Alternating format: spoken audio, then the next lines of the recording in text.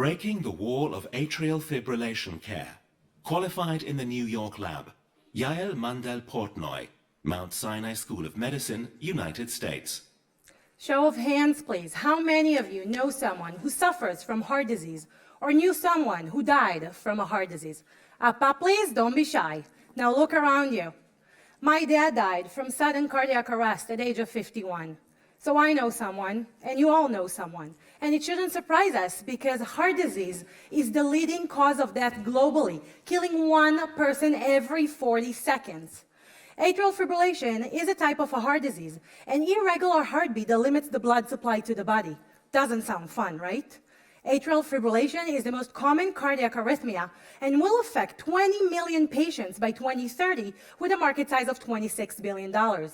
Patients with atrial fibrillation suffer from chest pain, shortness of breath, heart failure, and stroke, basically making their life a living hell. Now let's go back for a second and imagine that the year is 2003 and you're off to college.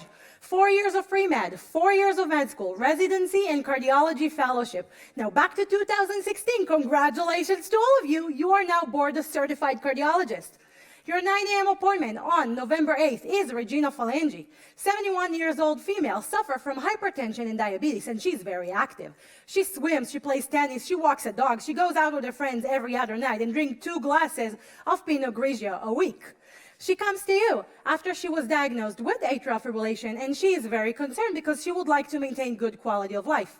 You answer all of her questions, decide on a treatment plan. She walks out the door satisfied, and you wonder to yourself, where would Regina fall on the adverse event spectrum, on the symptoms curve? Would she be among the few luckiest atrial fibrillation patients that can tolerate the arrhythmia well and will have no effect on their quality of life? Or would she be among the majority of atrial fibrillation patients that are now set on a downward trajectory, would be in and out of the hospital, would suffer from severe adverse events, and eventually will be barely able to walk a block and will die? And you wonder to yourself, if only we had a tool to stratify those patients earlier in the course of the disease, and this is crucial because this would change completely her treatment plan.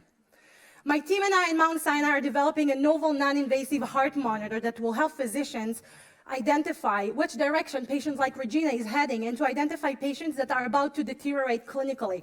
Our technology is based on a physiological phenomena called pulse deficit, where there is a difference in the pulse between few different areas in the body.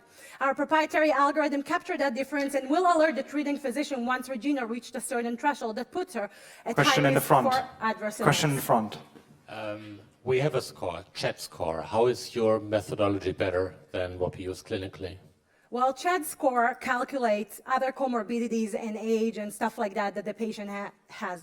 We are using a physiological phenomena called pulse deficit.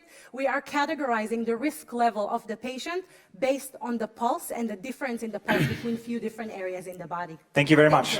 Thank you.